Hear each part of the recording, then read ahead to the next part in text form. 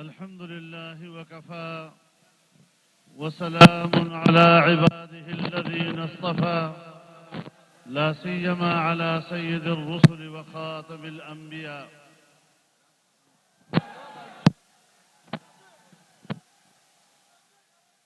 Stage پر موجود Pakistan democratic movement کے قائدین، قومی زعماء، زندہ دلان لاہور، اس اجتماع میں شریک بزرگان ملت، میرے دوستوں، بھائیوں اور بہنوں، آج لاہور میں اس فقید المثال اجتماع کے انعقاد پر میں پی ڈی ایم میں شامل جماعتوں کے کارکنوں اور اس میں شامل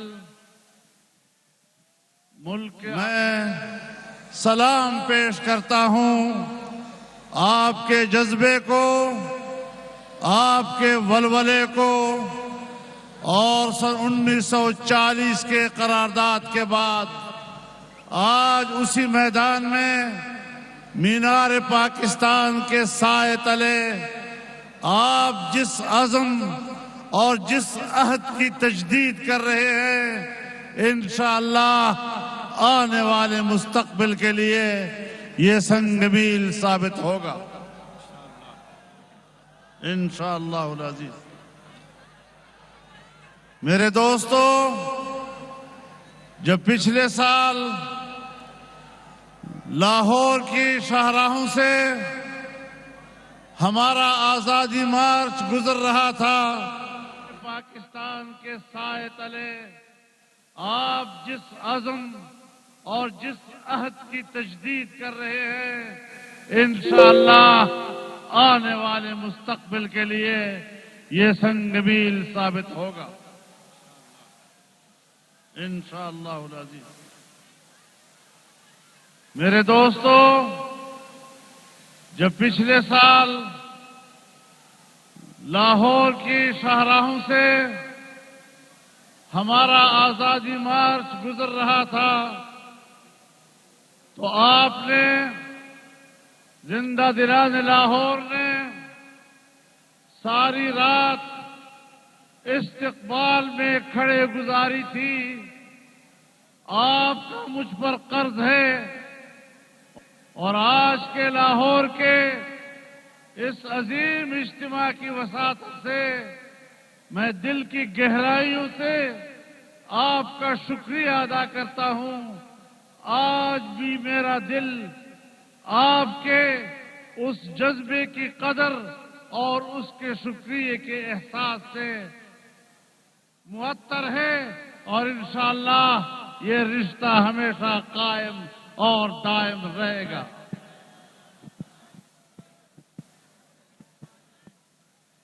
میرے محترم دوستو، میں آج پاکستانی سیاست کی اس نت کی طرف آپ کو متوجہ کرنا چاہتا ہوں جس کا احساس ایک شہری کی حیثیت سے پہلے مجھے ہے، پھر پاکستان کے معاشرے میں اس احساس کو فروغ پاتے دیکھ رہا ہوں۔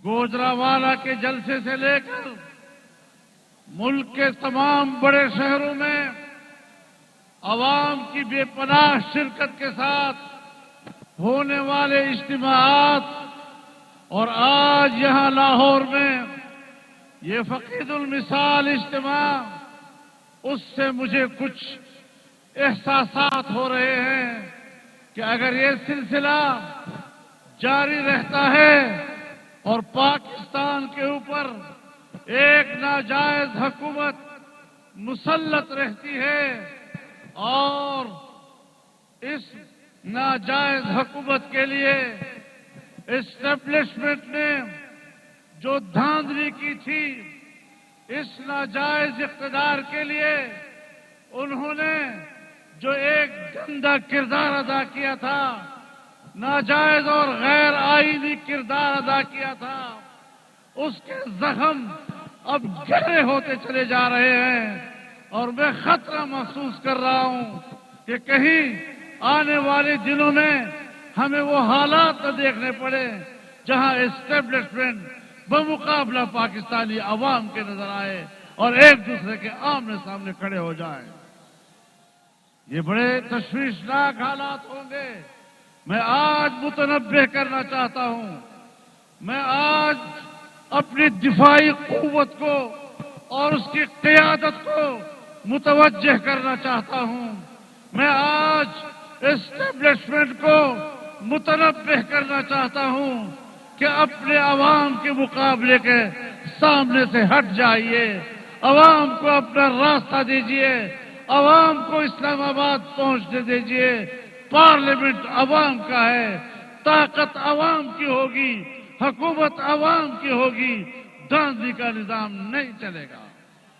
نعرہ تکبیر!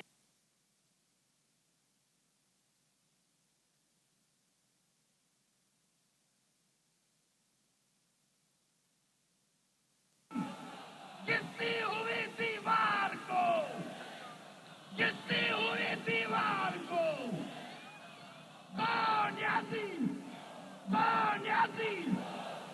میرے محترم دوستو،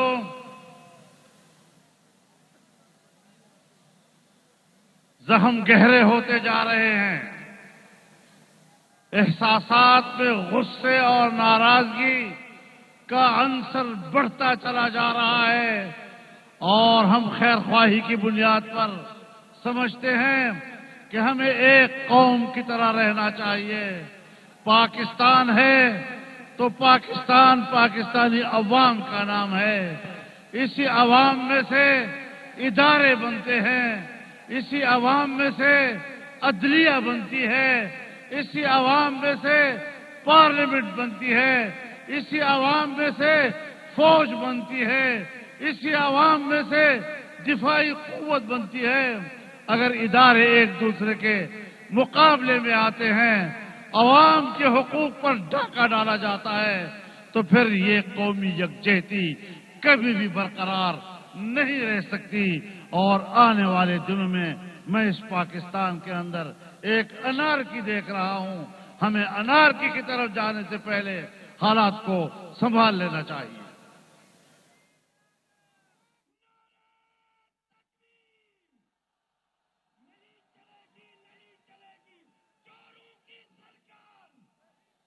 میرے محترم دوستو، آج یہ سارے اجتماعات، یہ تحریک، یہ جدوجہد، یہ پاکستان میں آزاد جمہوری فضاؤں کے قیام کے لیے ہو رہی ہے، پاکستان کو مستحکم بنانے کے لیے ہو رہی ہے۔ اور جب اسی مینار پاکستان کے مقدس مقام پر قرارداد پاس کی گئی تھی، تو ایک ایسے مملکت کے تصور کے ساتھ تھی کہ ایک طاقتور اسلامی ملک جو امت مسلمہ کی قیادت کرتا نظر آئے، جو دنیا بھر کے مسلمانوں کی آواز بنتا نظر آئے، جو دنیا بھر کے مظلوموں کی آواز بنتا نظر آئے، جو دنیا بھر کے انسانی حقوق کی بات کرتا ہوا نظر آئے۔ لیکن آج 72 سال گزرنے کے بعد اسٹیبلشمنٹ کی بالادستی کے نتیجے میں ہمارا ملک ایک غلام ملک کی طرح نظر آ رہا ہے۔ ہم اپنی آزادی کھو بیٹھ رہے ہیں۔ آئیے آج عہد کریں کہ ہم نے اس ملک کو آزاد رکھنا ہے، اس ملک کو عالمی اسٹیبلشمنٹ سے آزاد رکھنا ہے۔ ہم نے اپنی فوج کو ان کے دباؤ سے نکالنا ہے، ہم اپنے عوام کو، اپنی عدلیہ کو ان کے دباؤ سے نکالنا ہے۔ ایک آزاد قوم کی طرح ہم نے دنیا میں اپنی شناخت پیدا کرنی ہے، اور اس حوالے سے ہم آج محسوس کر رہے ہیں کہ وہ کشمیر جو 73 سال تک انڈیا اس کشمیر کو ہڑپ کرنے کی جرت نہیں کر سکا، آج ہندوستان نے کشمیر کو ہڑپ کر دیا، اس پر قبضہ کر دیا۔ اس کی دو وجوہات ہو سکتی ہیں، یا عمران خان کی حکومت نے پاکستان کو اتنا کمزور کر دیا ہے کہ ہم کشمیر کا تحفظ نہیں کر سکے ہیں، یا یہ کہ پھر عمران خان نے کشمیر کا سودا کیا ہے، کشمیر کو بیچا ہے، انڈیا کے ہاتھ بیچا ہے۔ اور آج اگر وہ مگرمچھ کے آنسو بہا رہا ہے تو میں بتا دینا چاہتا ہوں کہ کشمیر کو 3 حصوں میں تقسیم کرنے کے فارمولے الیکشن سے پہلے وہ نہیں دیتا رہا۔ کیا مودی کے الیکشن سے پہلے وہ دعائیں نہیں دے رہا تھا کہ خدا اس کو کامیاب کرے، اور اگر وہ کامیاب ہو گیا تو کشمیر کا مسئلہ حل ہو جائے گا؟ سو وہ کامیاب ہوا، اور اس کی نظر میں کشمیر کا حل یہ کہ آج ہم کشمیر پر ہندوستان کے ناجائز قبضے کو قانونی حیثیت دے رہے ہیں۔ میرے محترم دوستو، ہم کشمیریوں کو آزادی نہیں دلا سکے، ہم ان کو جمہوریت نہیں دے سکے، ہم ان کو معیشت نہیں دے سکے، ہم ان کو دین اسلام نہیں دے سکے، ہم کچھ بھی نہیں دے سکے۔ کس بنیاد پر ہم نے 73 سال کشمیریوں کے خون پہ سیاست کی، ان کی عورتوں اور ماؤں کے عزت و ناموس پہ ہم نے سیاست کی؟ کس حوالے سے؟ میرے دوستو، میرے بھائیوں، تمام زعماء نے آپ کے سامنے اس ملک کی صورتحال بیان کی۔ پاکستان کے 72 سالوں میں پاکستان کا اسٹیٹ بینک بیان دے رہا ہے کہ پاکستان کی تاریخ میں پہلی مرتبہ ہمارا بجٹ 0 سے نیچے چلا گیا ہے، سالانہ ترقی کا تخمینہ 0 سے بھی کم ہو گیا ہے۔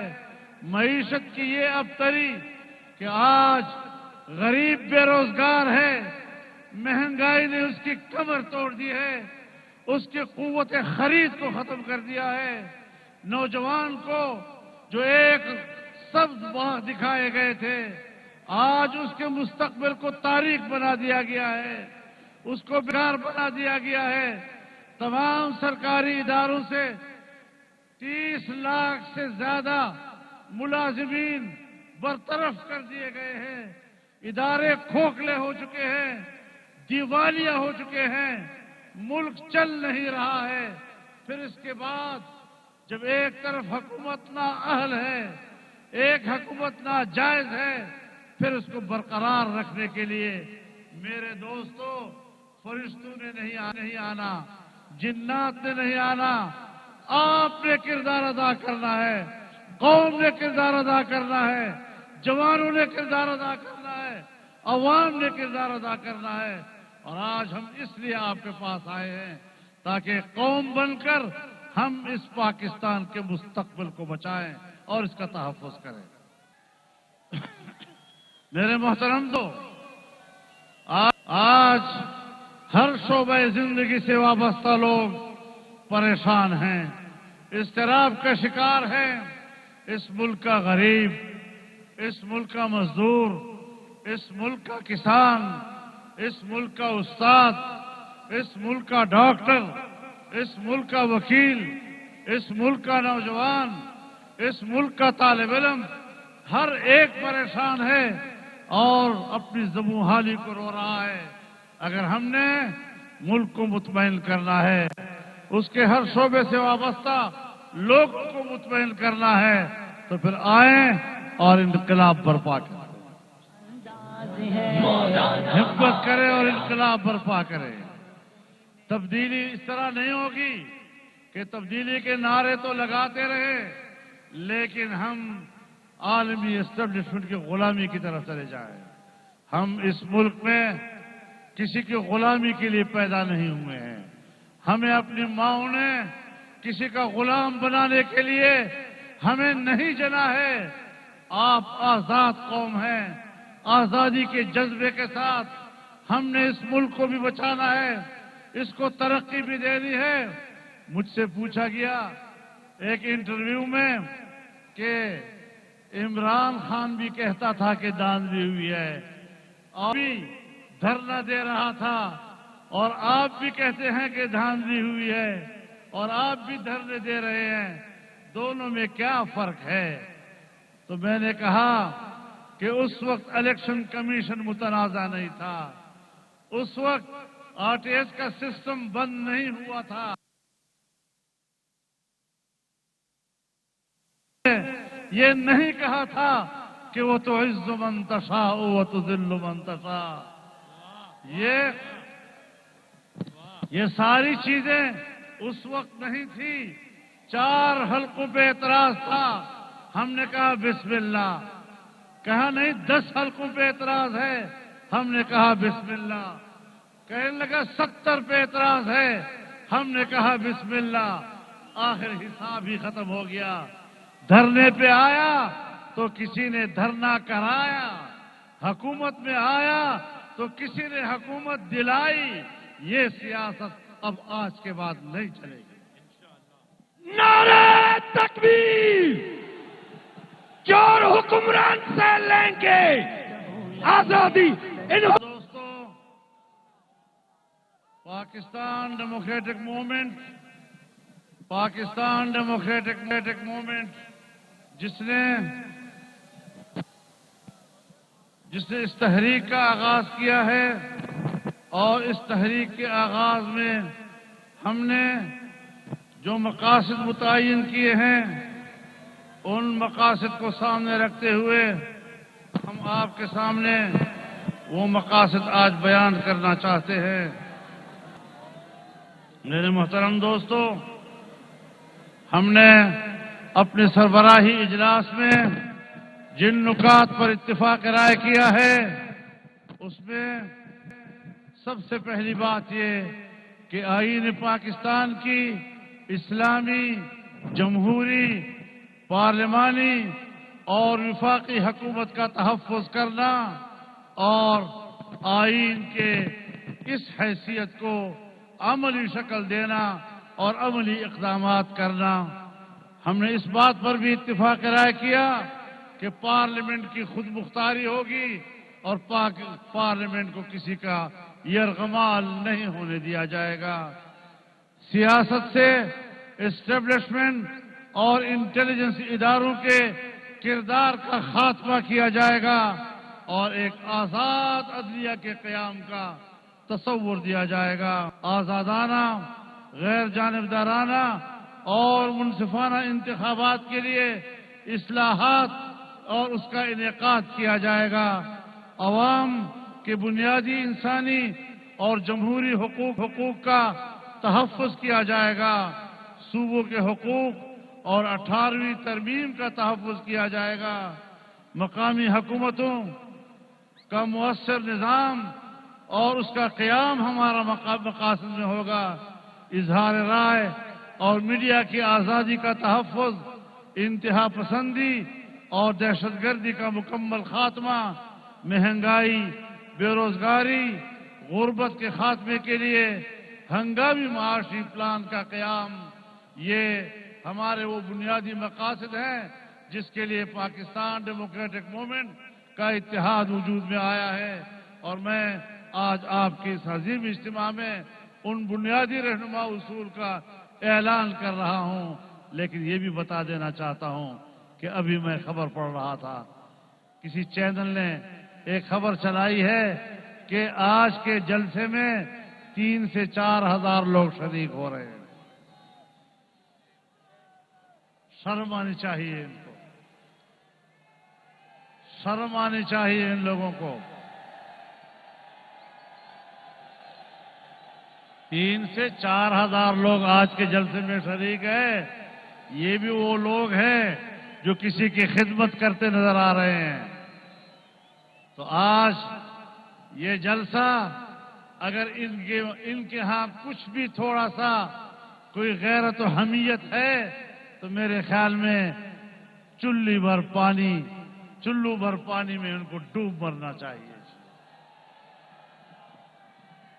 شرم کرو، حیا کرو، حکومت چھوڑ دو. شرم کرو، حیا کرو، شرم کرو، حیا کرو. شیم شیم شیم شیم. اور جیسے کہ آپ کے سامنے بات کی گئی، انشاءاللہ جنوری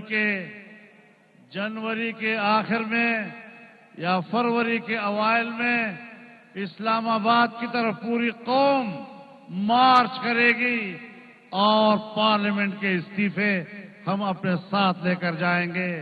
ہم ایسے پارلیمنٹ پہ اعتماد کرنے کو تیار نہیں ہیں اور نہیں اس پارلیمنٹ کے ذریعے سے ناجائز حکومت کو چلنے دیں گے. اس کا خاتمہ کر کے دم لیں گے اور ووٹ کا مقدس امانت وہ عوام کو واپس دلا کر دم لیں گے. اللہ تعالی ہمارا حامی و ناصر ہو. وآخر دعوانا الحمدللہ. مولانا فضل الرحمان کر رہے تھے خطاب اور کہہ رہے تھے کہ